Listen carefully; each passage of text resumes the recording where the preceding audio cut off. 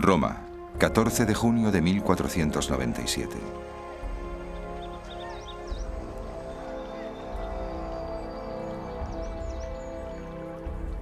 El cadáver mutilado de un joven apuesto apareció flotando en el río Tíber. Su nombre era Juan Borgia.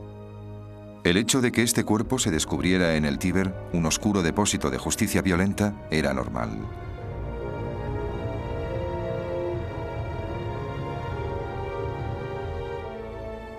Lo más excepcional era que Juan Borgia era el hijo predilecto del Papa.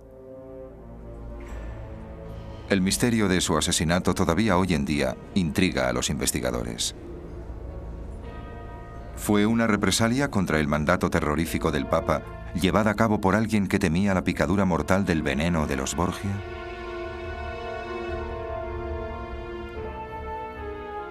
¿O fue provocado por un oscuro secreto?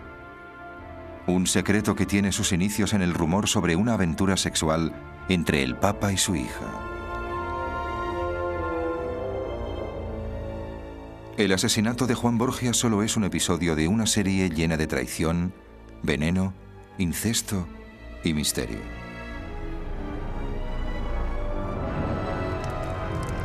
Acompáñanos en nuestro seguimiento de la historia de una de las dinastías más infames de la historia. Una familia cuyo nombre, Borgia, se convirtió en sinónimo de maldad.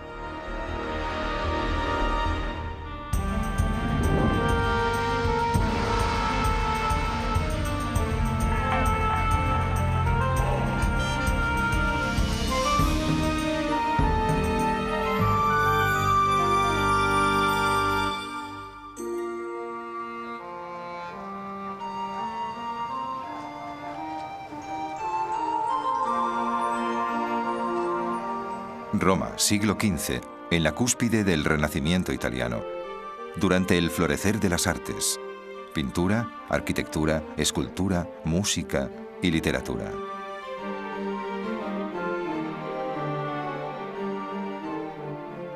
Unos años en que los hombres de inmenso talento como Da Vinci y Miguel Ángel dieron voz a una nueva y gloriosa celebración del espíritu humano.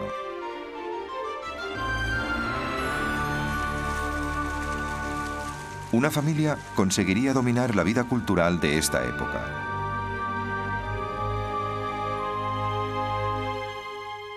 Pero extrañamente, esta familia, que apoyaría gran parte del más sensacional arte mundial, fue una de las más malvadas y misteriosas en la historia.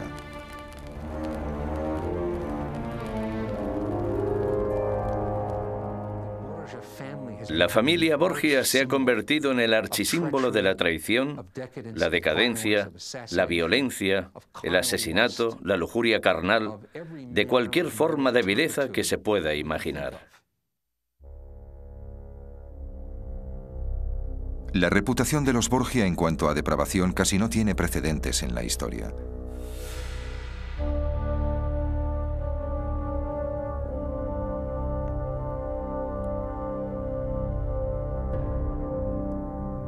Pero mientras las historias sobre su infamia persisten hoy en día, algunos cuestionan si los Borgia fueron realmente culpables de los repugnantes crímenes que se les atribuyeron. El Papa Alejandro VI, padre de varios hijos ilegítimos, decía que había elaborado una receta mortal con veneno que utilizaba habitualmente para silenciar a sus enemigos.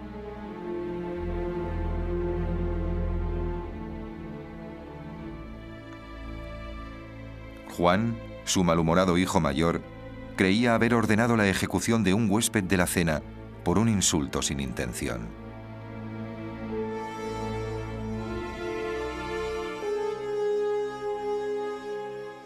César, el más hábil y despiadado estratega de su tiempo, fue acusado de cortar el cuello a su hermano mayor, Juan.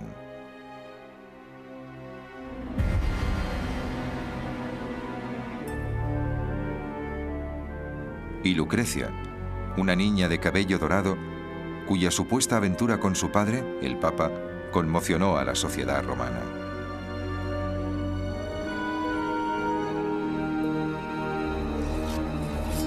Durante siglos, Los eruditos se preguntaron si estos 4 individuos podían haber sido tan completamente inconscientes.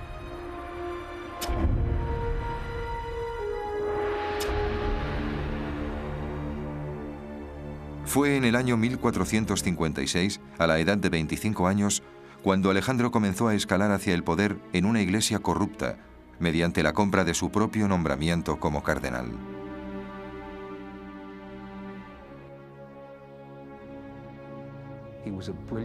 Fue un hombre brillante, extraordinario, elocuente, un político muy inteligente, estratega, diplomático. Era un hombre de presencia física dominante. Un hombre enérgico en todos los sentidos. Alejandro no tenía intención de controlar su apetito sexual, a pesar de llevar la vestidura encarnada de la iglesia. En esto no era excepcional.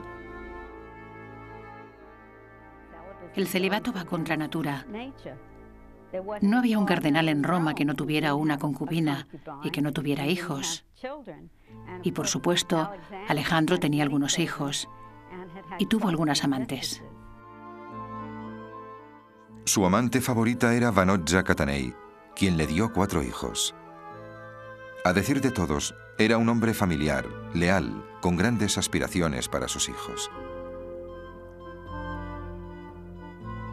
Por un giro irónico del destino, la semilla de su destrucción se encontraría en esta magnánima devoción por sus hijos.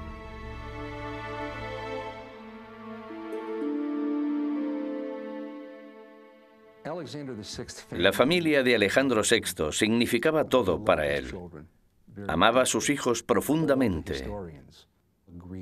Todos los historiadores están de acuerdo en esto. Su amor por sus hijos fue tan excesivo que lo condujo a cometer los peores errores.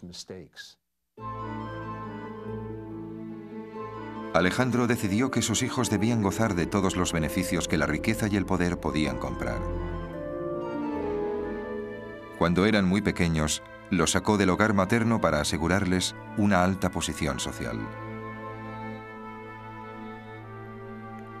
Esta fue una decisión muy calculada. No se consideró apropiado para Lucrecia ni para cualquiera de sus hermanos que la madre les criara. A la larga, esto no se correspondió con las ambiciones de Alejandro en cuanto a la educación de su familia. Creo que les recordaba la vergüenza de su ilegitimidad, y educados por su padre eran y podían convertirse en legítimos.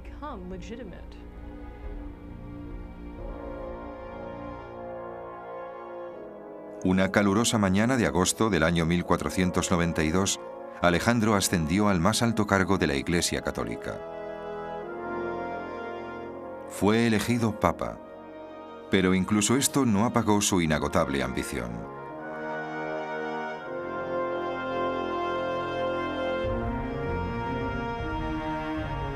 La Italia de su tiempo era una confederación poco precisa de ciudades-estado.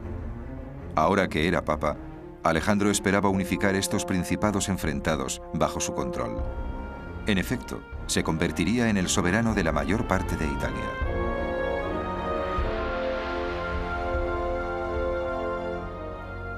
Consideraba el matrimonio de sus hijos como una herramienta de poder para el desarrollo de sus ambiciones. El matrimonio de niños era común, y aunque su querida hija Lucrecia apenas tenía 13 años, Alejandro decidió utilizarla como peón en su juego mortal de política.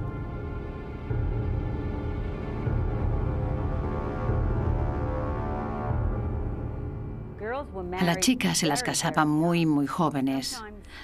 A veces el marido debía esperar antes de tener relaciones sexuales con ellas porque eran demasiado jóvenes, pero esto era normal y, por supuesto, no tenía nada que ver con el amor.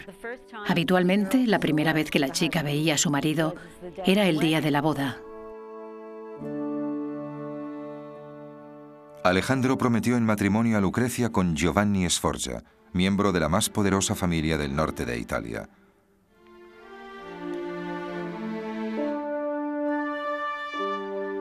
La pareja se casó en el Vaticano con toda la pompa y solemnidad de una boda real.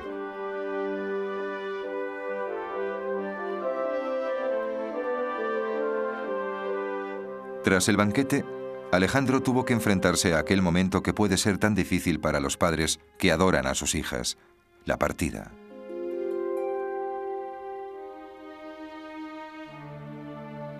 Pero la verdadera naturaleza de la relación entre Alejandro y Lucrecia se convertiría en una fuente de rumores para el pueblo de Roma. Una duda que comenzaría a despertar y a debilitar el reinado de Alejandro, incluso cuando consolidó su poder.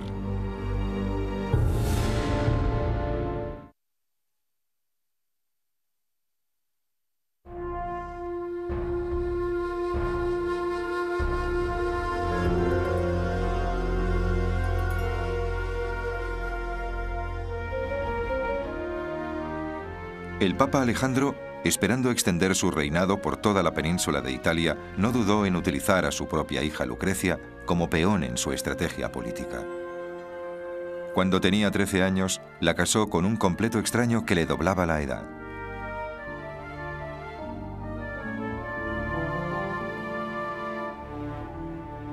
Sin embargo, al ver a Lucrecia recitar sus votos matrimoniales, Alejandro fue invadido por los celos y la nostalgia.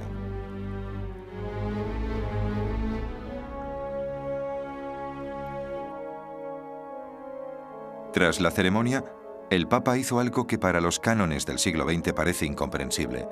Siguió a Lucrecia y a su esposo hasta el interior de la cámara nupcial.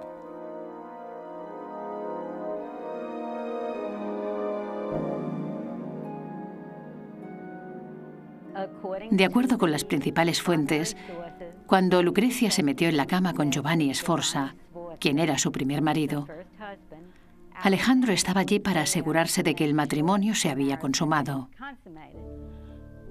Por supuesto, realmente no les vio, puesto que había una sábana que les cubría. Lo que estaba haciendo era lo que todo padre o familiar hacía. Siempre había alguien presente cuando una pareja joven tenía relaciones sexuales por primera vez. El matrimonio se consideró un contrato legal, sellado y cumplido mediante el primer acto sexual.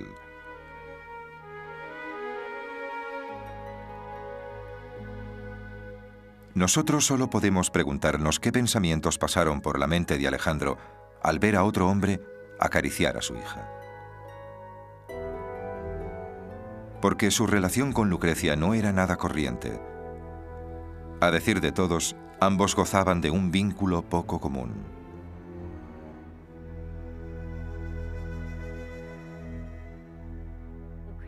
Lucrecia tenía un enorme deseo por complacer a su padre.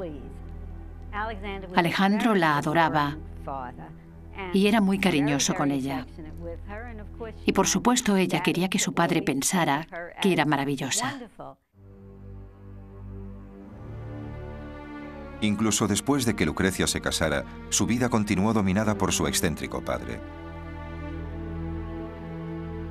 Se dice que el Papa dudaba con frecuencia del matrimonio de su hija, de forma que revelaba la verdadera profundidad de sus sentimientos posesivos.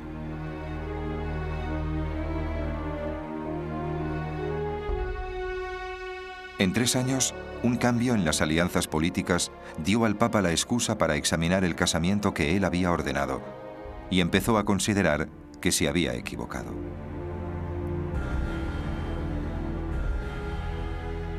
Entonces Giovanni hizo un anuncio crucial. Informó al Papa que se marchaba de Roma, llevándose a Lucrecia con él.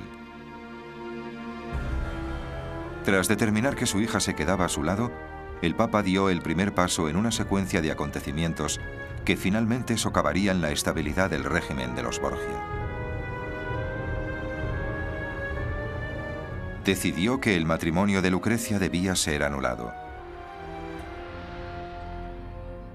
¿Cómo, en una época en que el divorcio se consideraba un acto de blasfemia, sería posible para el Papa disolver el matrimonio de su propia hija?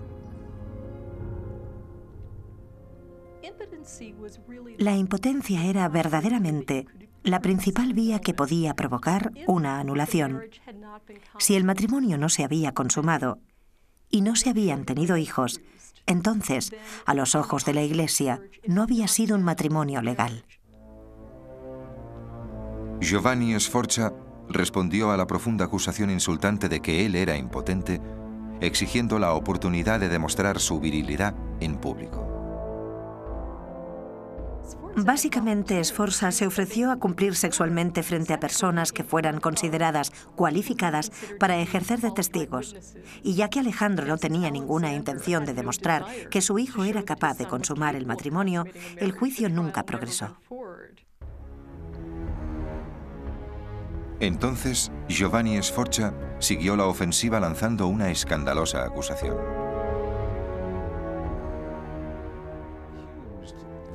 Acusó a la familia Borgia de delitos incalificables, incluso de incesto. Afirmó que el padre quería que la hija volviera para seguir con su ilícito vínculo sexual. Si la acusación de incesto era cierta, sigue siendo una de las dudas sin respuesta de la historia.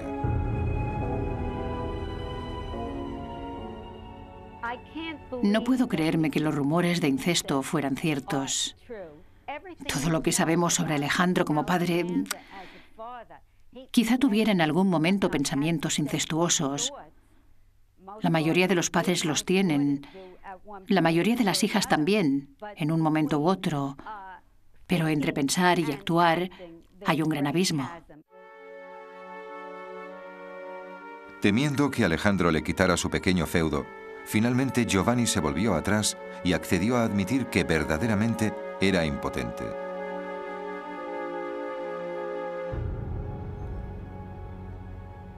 Entonces, ¿cómo fue posible que este episodio pudiera mancillar la reputación de los Borgia para siempre?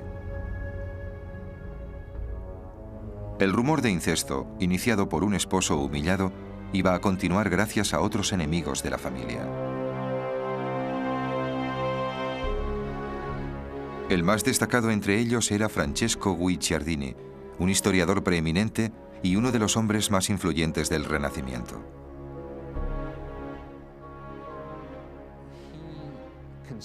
Desarrolló una aversión hacia la familia Borgia. Creía que eran responsables de muchos de los males que no solo superaron a la Iglesia, sino que superaron a Italia entera. Y así se convirtió en uno de los enemigos más implacables. Simplemente les odiaba. Odiaba a todos y cada uno de ellos. Entonces, otra acusación comenzó a circular, una incluso más escandalosa que la de incesto. Se decía que el Papa, habitualmente, se deshacía de sus enemigos con veneno. Una de las razones por las que el veneno está tan asociado con los Borgia es que éste permite liquidar a un enemigo o rival, sin tener que estar personalmente allí, empuñando la espada o la daga. Era el arma perfecta para el tipo de política artera de la época. Podías estar sonriendo o elogiando a un rival político en la cara, mientras al mismo tiempo sabías que aquella noche su sirviente le iba a poner una jarra de vino que terminaría con su vida. ¿Es posible, como se clamaba, que los Borgia perfeccionaran una receta secreta de veneno?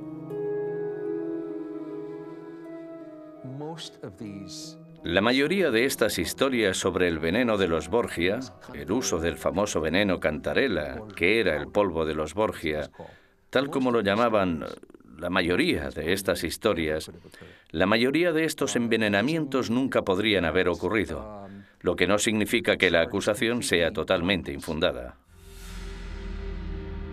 ¿Por qué la joven y hermosa Lucrecia, más que cualquier otro miembro de la familia, fue la más relacionada con el veneno? La respuesta más posible ofrece la inquietante oportunidad de comprender una actitud que perdura en alguna medida en nuestros tiempos.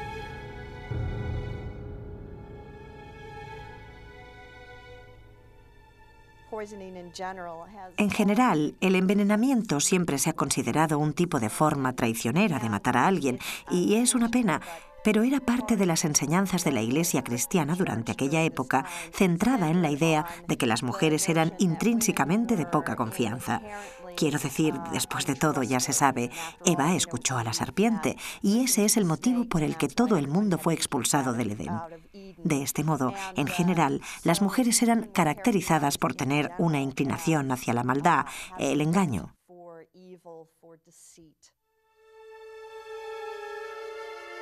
El rumor decía que Lucrecia había desarrollado una forma ingeniosa de suministrar una dosis mortal de veneno a sus enemigos mediante un anillo empapado en arsénico.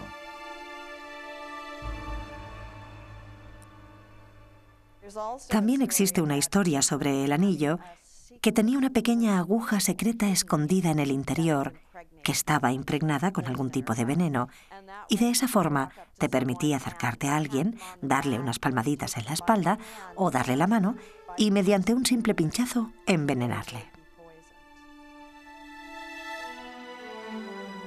Por muy perjudiciales que fueran aquellos rumores, la dinastía Borgia parecía invencible, pero todo aquello pronto cambiaría.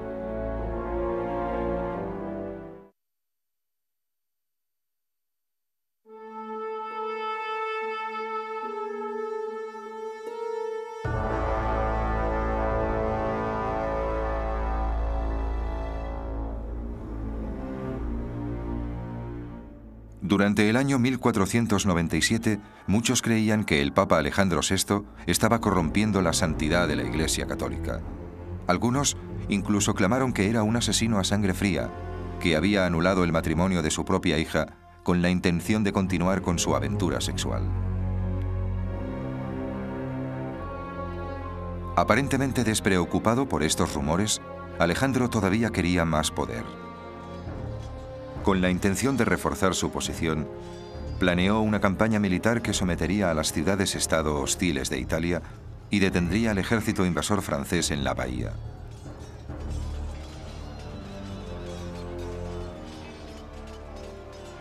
Alejandro pensó que conocía al hombre perfecto para llevar a cabo este ataque. Ordenó volver de España a su hijo predilecto, Juan Borgia.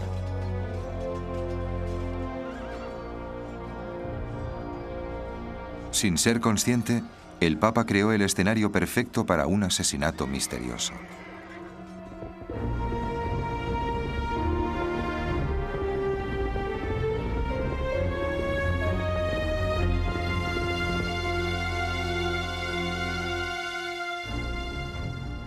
El otro hijo de Alejandro, César, quien estaba furioso por el favoritismo que creía que se mostraba hacia su hermano, ahora estaba seguro de que había sido injustamente pasado por alto para dirigir el ejército de su padre.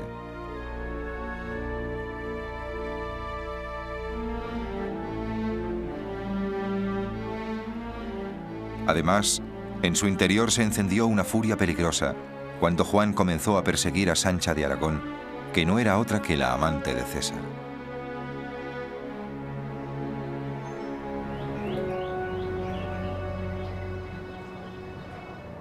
Solo unas semanas después del regreso de Juan a Roma, los hermanos cenaron en casa de la madre en la plaza Pizzo di Merlo.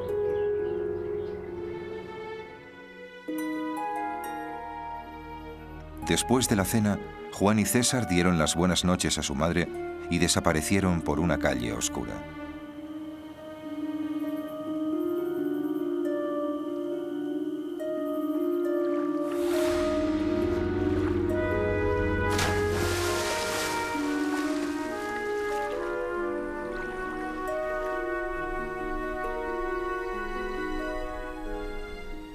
La tarde siguiente, un pescador sacó el cadáver destrozado de Juan del río Tíber.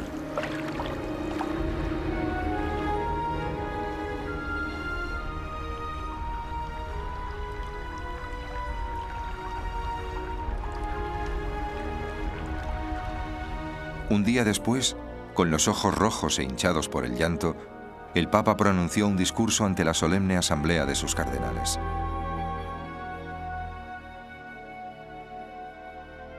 El golpe que ha caído sobre nosotros es el más duro que posiblemente podríamos haber sufrido. Amábamos a Juan más que a cualquier otro en el mundo. Podríamos ofrecer hasta 7 tiaras para poder llamarlo a la vida. Dios nos ha castigado por nuestros pecados. Papa Alejandro VI, 1497. Por primera vez en su vida, al Papa le invadió una sensación de aprensión. En lo más profundo de su corazón se enfrentó con lo incalificable, que sus propios actos diabólicos finalmente habían vuelto para perseguirle.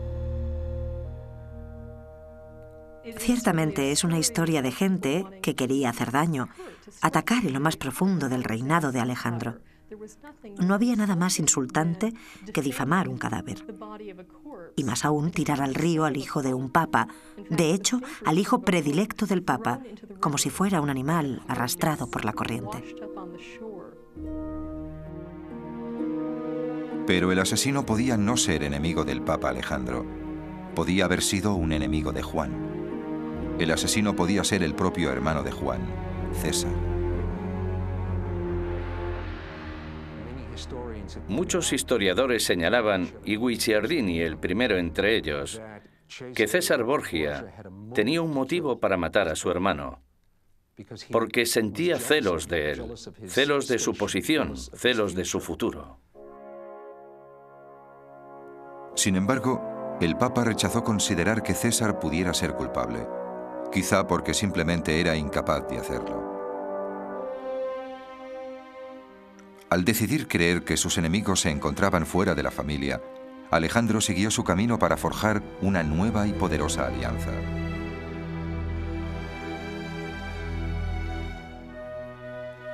Una vez más consideró que Lucrecia era el medio para consolidar esta alianza.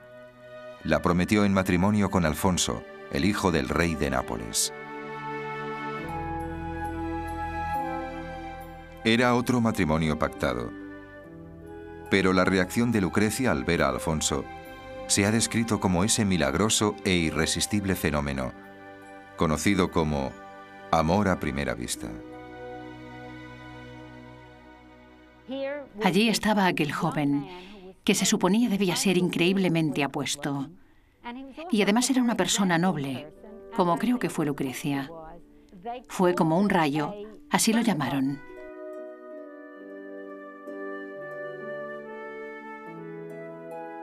El matrimonio político dio un giro para convertirse en un casamiento por amor, y el deleite que mostró la joven pareja respectivamente fue la comidilla de toda Roma. En 6 meses, Lucrecia anunció que iba a tener un hijo.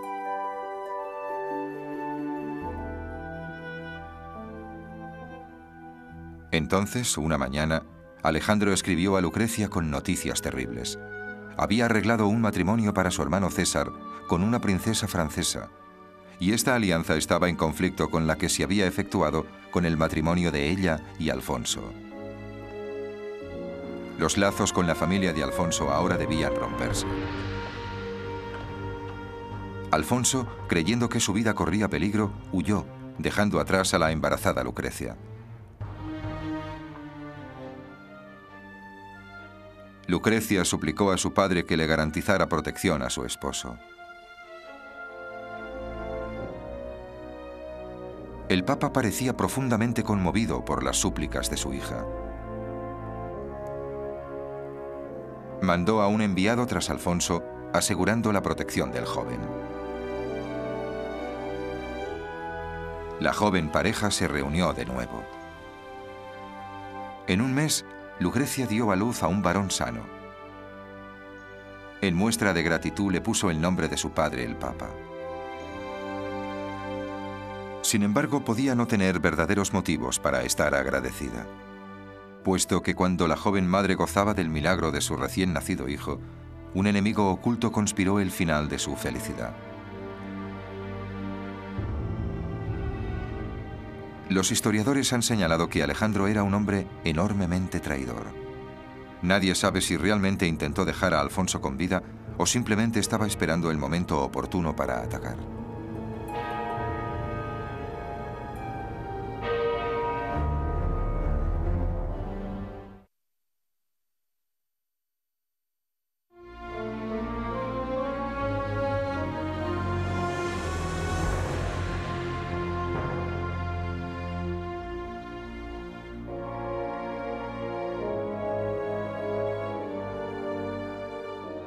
Se ha dicho que el amor posesivo del Papa Alejandro por su hija era la única fuerza poderosa en su vida.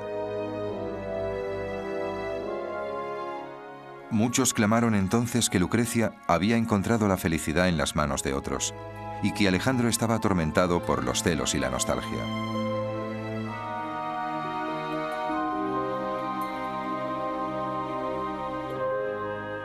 A decir de todos, Lucrecia y Alfonso siguieron con su feliz idilio.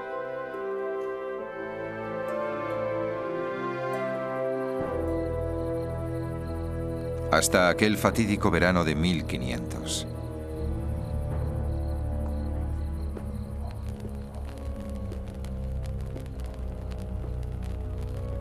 Después de cenar en sus aposentos del Vaticano, Alfonso anunció que salía a dar un paseo. Cuando salió de San Pedro, el más sagrado de los santuarios, no le sorprendió ver a peregrinos durmiendo en las escaleras.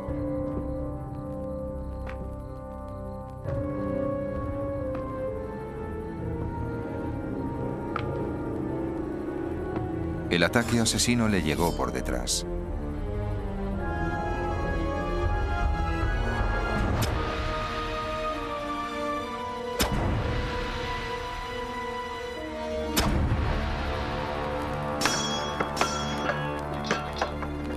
Recibió cortes profundos alrededor del cuello y los hombros, y la ropa quedó bañada en su propia sangre. Alfonso fue trasladado hasta el interior del Vaticano. Parecía imposible que sobreviviera aquella noche.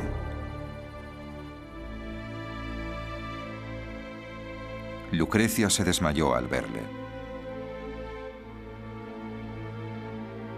El Papa dispuso protección las 24 horas para defenderse de más ataques por parte de los misteriosos asesinos.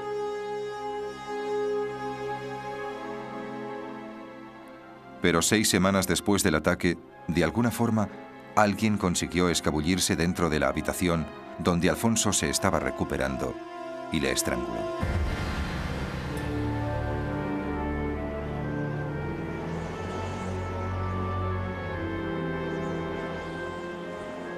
Lucrecia estaba deshecha. La profundidad de su pena ha pasado a la inmortalidad en forma de poema, escrito por uno de sus amigos cercanos. ¿Por qué no he podido irme yo a la tumba contigo? Calentaría mi fuego este gélido hielo y transformaría con lágrimas su sed en carne viva. Y de nuevo, darte la alegría de la vida. Y luego podría audazmente, fervientemente, hacer frente al hombre que rompió nuestra unión y llorar, monstruo cruel, mira lo que puede hacer el amor. Bárbara Torelli, 1508.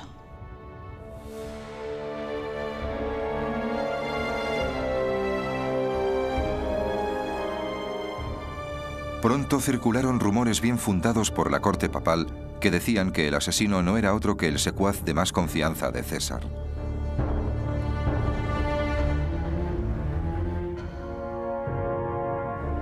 Ahora que Alfonso estaba muerto, la alianza con Francia, que César y Alejandro tanto habían deseado, podía llevarse a cabo.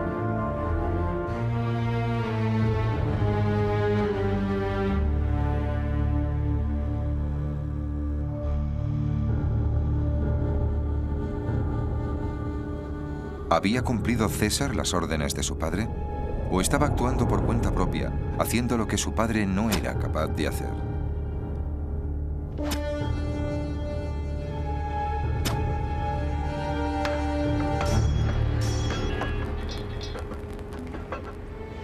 En cuanto a Lucrecia, las exigencias de su familia la obligaron a escoger la sangre por encima del matrimonio y tolerar esta tragedia.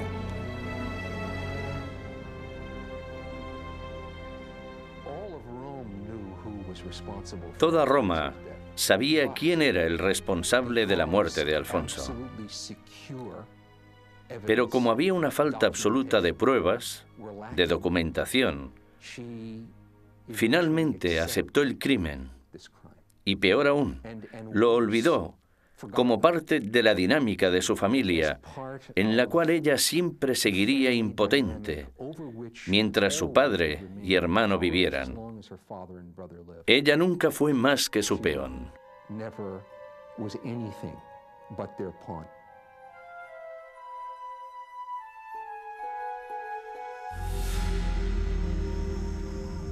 Ahora la familia parecía atrapada por una tela de araña endemoniada de la que no tenían escapatoria. Fue como si el asesinato tuviera vida propia, una fuerza oscura que podía volverse fácilmente contra todos y cada uno de los hombres que la hubieran desatado.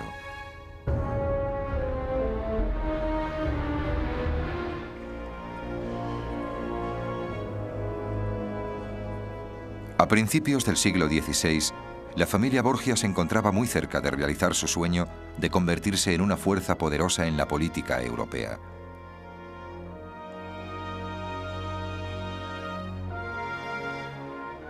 Bajo la dirección de César, el ejército papal se extendió por toda la Italia central, conquistando cada pueblo con el que se cruzaba. De todos los Borgia, César fue el más intensamente recordado. César era un hombre excepcionalmente violento, que dio rienda suelta a sus impulsos de venganza.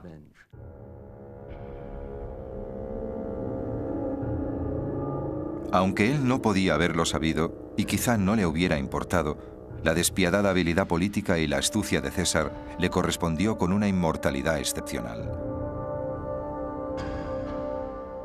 El escritor Nicolás Maquiavelo le tomó como modelo para describir cómo el poder se consigue, se dirige y se utiliza.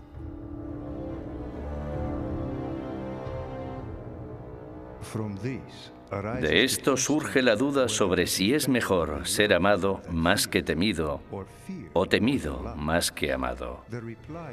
La respuesta es que uno debe ser ambas cosas, temido y amado. Pero como es difícil para ambas ir juntas, es más seguro ser temido que amado. El Príncipe, Nicolás Maquiavelo, 1512.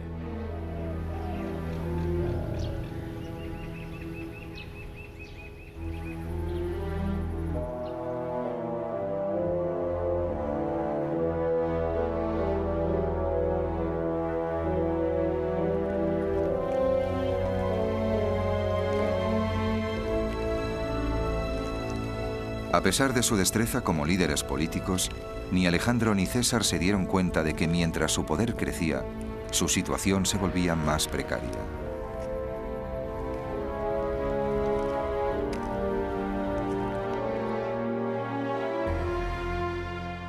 De todas las voces de advertencia a las que deberían haber prestado atención, quizá la más estridente fue la del monje dominico Girolamo Savonarola.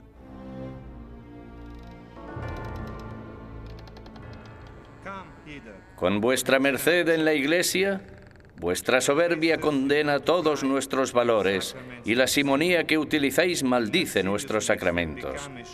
Con la lascivia os convertís en una puta desvergonzada. Sois peor que una bestia, sois un monstruo y una abominación. Girolamo Savonarola, 1498.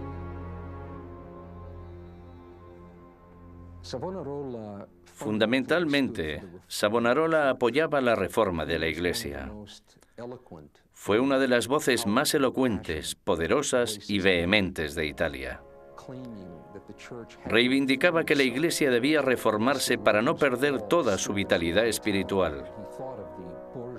Pensaba que la familia Borgia eran la personificación de lo que no funcionaba en la Iglesia. Savonarola predijo que se acercaba la destrucción de la Iglesia católica.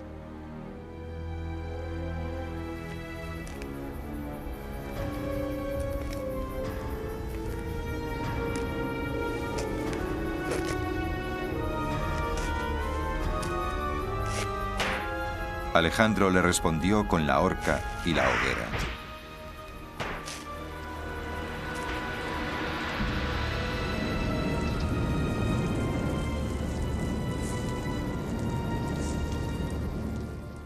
Entonces, en el verano de 1503, después de asistir a una cena informal, Alejandro y su hijo César fueron invadidos por una enfermedad misteriosa.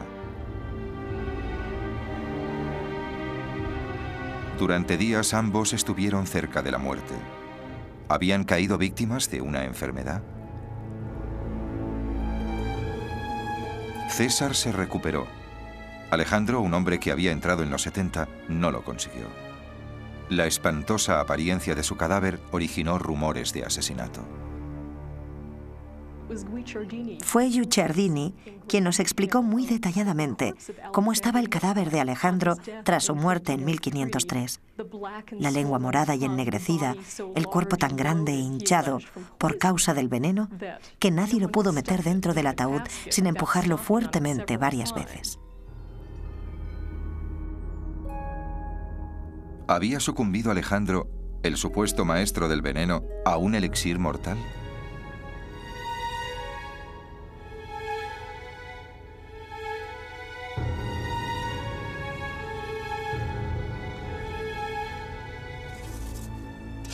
Incluso algunos clamaban que su desaparición fue provocada por un macabro accidente, un intento secreto de matar a un cardenal.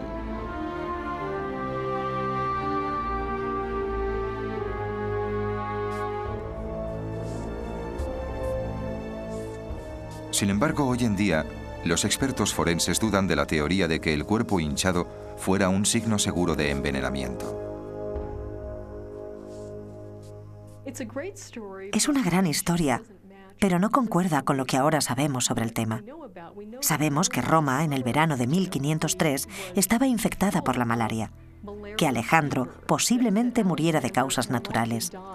Y así la historia sobre el veneno es la parte más importante del mito de los Borgia, más incluso que su propia realidad.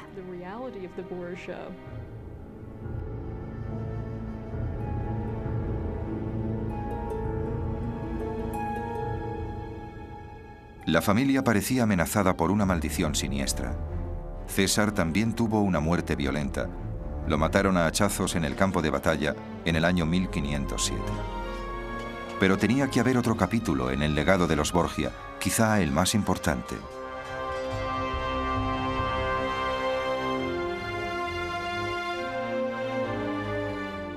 Lucrecia todavía estaría viva para presenciar el trascendental acontecimiento cuando en 1517 Martín Lutero clavó su declaración en la puerta de la iglesia de Wittenberg, en Alemania, y empezó la Reforma Protestante.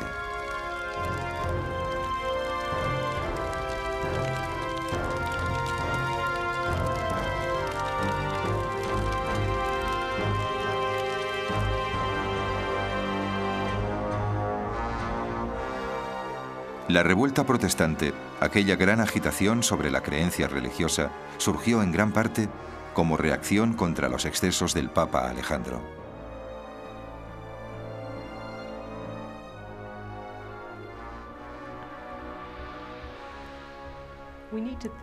Necesitamos pensar en la crítica del papado de Alejandro y sus desenfrenadas ambiciones, puesto que a la larga fue un eslabón más que alumbró a Martín Lutero en 1517 y a la escisión del cristianismo no muchos años después.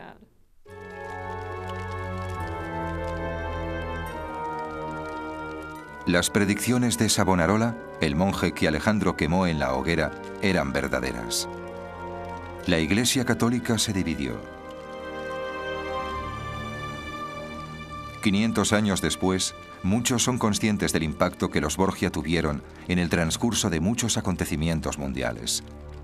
Algo de la leyenda sobre la infamia de los Borgia persiste y nos hace reflexionar acerca de la naturaleza de unos acontecimientos diabólicos que causaron que esta familia se volviera contra su propia carne, reduciendo a cenizas lo que Alejandro había tramado y todo por lo que había soñado.